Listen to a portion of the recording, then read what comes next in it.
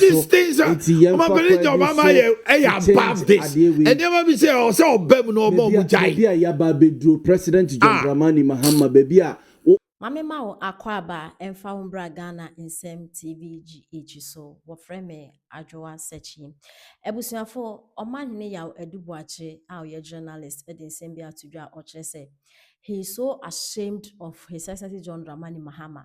What dear oh yena will be canceling with social media no work watching no. Omanhene say John Dramani Mahama is bigger than science in Huniti Unjai, like a new sem cry. Because engineering is my Omanhene at the Etuja. Me say yes, that is the way I deal with Nadia. I was so way. In general, me say an opomuson report or koye, or my processing the neck cocoa to do court or remanding. See, when we na a congested Ghana prison qua. I deal with it. We now congested Ghana prison qua. Na ye jadi pasumo kruma Maso Kofi Juma ni fie Yoko eti dia ba de pa na Kofi Juma ya ebema wo koboko bra ni fie Kumasi akobie ni wardrobe mu abubu na pran ni asesa nsafo akọ na akotasa de we ya akos esi ono Max Kofi Juma fie onom no hwe se aban no ni Yoko ni security agencies no so omunhunu ya sa omontes ni omone yamane no amanfo ya ye fed up o wa babem for close to 16 months na Kofi Dwuma eye Gihok CEO and also a Gihok managing director yetete say Yoko for mu invite no investigations and the dey bebrebe akota for close to 1.5 years in here muntimi mo no kwa du bia muntimi nya investigations in wie ewo honorable Kofi Dwuma ne teno adwuma okoye wo Gihok go no mu wie na ade echi ya ye say after 16 months so after the Yoko akoboro ni fie wo atonsu akosesa laptop ne saa ne maniama no hwe akota ebeto aso bedru ba bi ohun amanfo beka se oho tira amanfo bisa se kenofri atade ne wo ho anamri abetum ne aye ni ho ne ade no se nipa na bokro no a tino na fa no kokoto we hwan ne ransack ni fie 16 months or babem 16 months unti binge onhwehwe mu a wo ye nyina nwie ana ya bawura we fie ya yewe and then Gihok document be a good Gihok office wo ade bia Kofi Dwuma say ye bia ofi say eye illegal na say you have the uno wa bemu Yoko document be na upa unya bibia mo ya ma fe kra de mo dia bododo me de ni wo edu ba bia na say it's me some embarrassing ya tuba remona chanti di obetima ya we Yoko ha ni ordinary Ghanaian he and order to about Etiananado because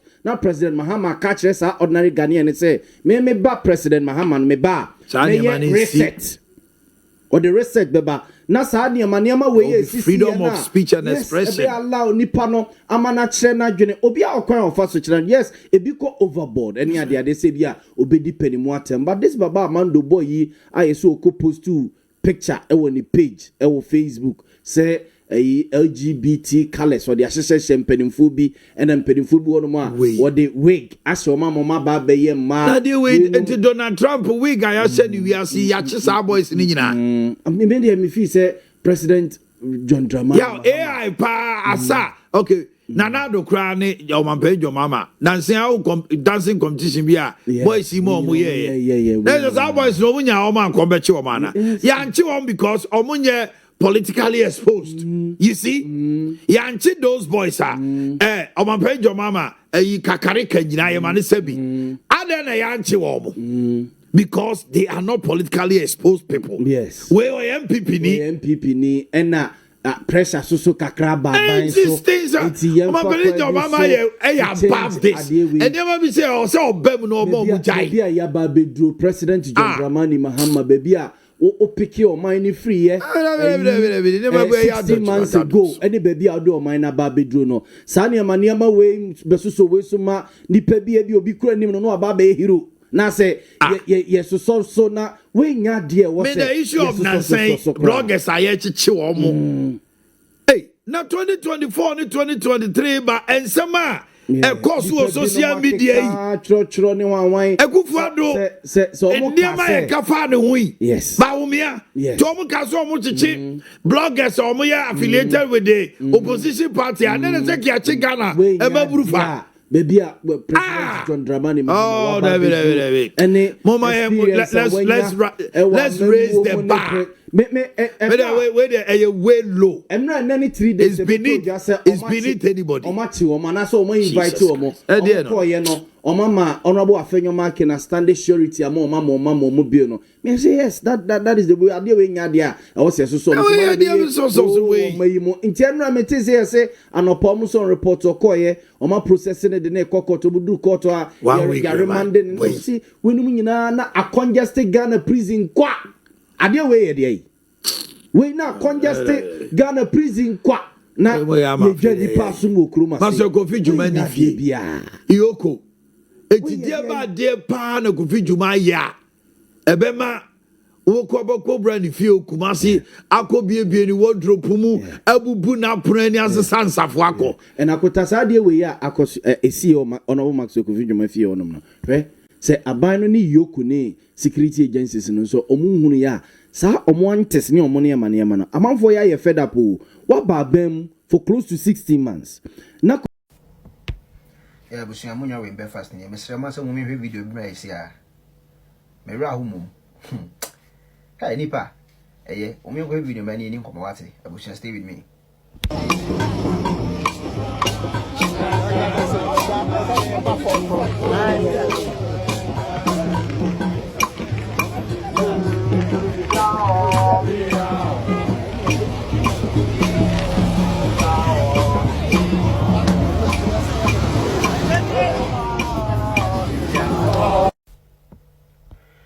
busia empanyi focus emi se aboa bi beka wa ni firi ntoma na I'm shocked wahu NPP party dia o ma ye bibra ma Ghana compare NPP to NDC no ene ma NPP ya ma Ghana what me for NDC to NPP ho but NPP party no greediness bi wo ma wahu like if you support us ko si leaders ne so me nyu o twen yadoa there's some greediness bi wo NPP mu a eno na ekosi ye party ne downfall ene so nwajako wo after all that you benefited from the party just like the Japan and win into muma kwakwati mu party the base hey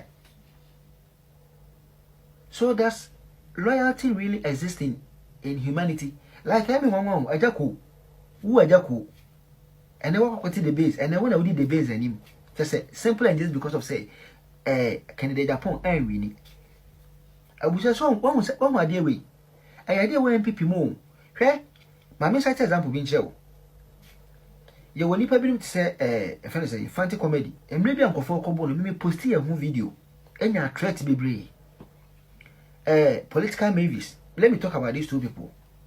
Several times in my video I tag you because you know they have the followers among for sure, and then we are working towards a goal to be able to bring back NPP to come and build Ghana. Abusia, my targets are confirmed several times. Like a criminal being from Mubi and China.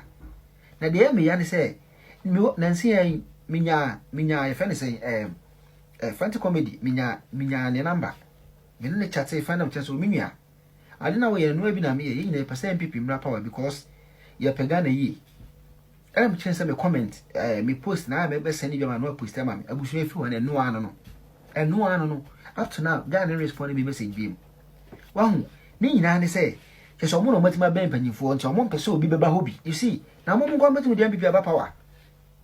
What was that selfish Subano, a been a Jacomo and you, and a been any person of more party to master time moyen. Just a one of my bank, Dr. Belmia, one of my bank in penny fontin, just say, more to promote me maybe. Munguso. Yeah, we end discouraging you, big so you might in my party, but Munguso. The moon said the moon and a bear 50 party debbie. And they been a caution. A jaco and who would the base and him, so one young people need him. A jaco. Hey, now maybe 20 pabinum capapa. God is going to punish some people. More greedy. More, you see, if as a party see any side greediness na free more. Sa person kumina, menkwaminya na ye free ma. Guys, I bet one.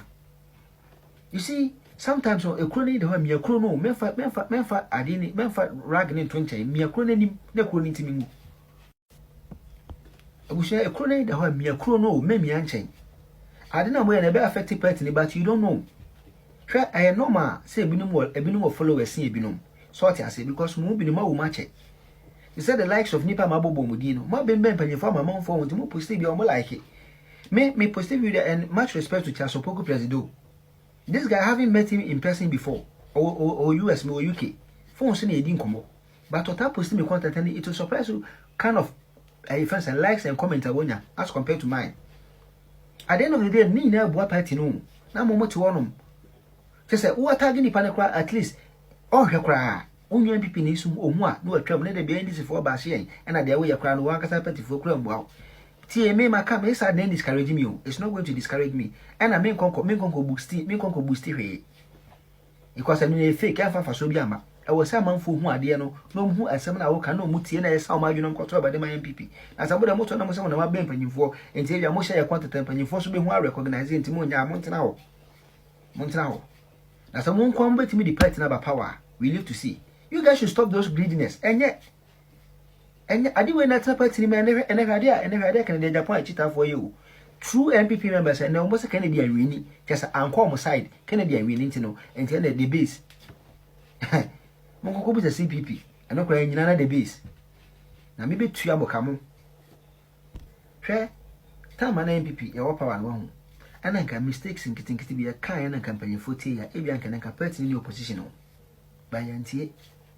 Any ne so what I say enti nyese bi do party na ka nyese bia ye ba she party no ayade a bit ma affect party no pese mi nkuminya na too much on some of our members pese mi nkuminya na too much because some of us nyema content aye no ho nyema ye ka ho asem no it can change people's minds and you guys have the clout so what I say now be post ade no atagi unwa onhu na nka won share keke ohun a like kroma obi monkwa na ehu monkwa na enimu monkwa so na mbetimi di party so aba power and the mo ya na me hu ni sa mo mpese party be aba power individualistic pese mi nkuminya greediness well o de mungu so me say fanti come dey be seen or respond me message be just because of some case one share my content what do I benefit and then na minya some of us are on 2-3 jobs yes we find time to do all these things.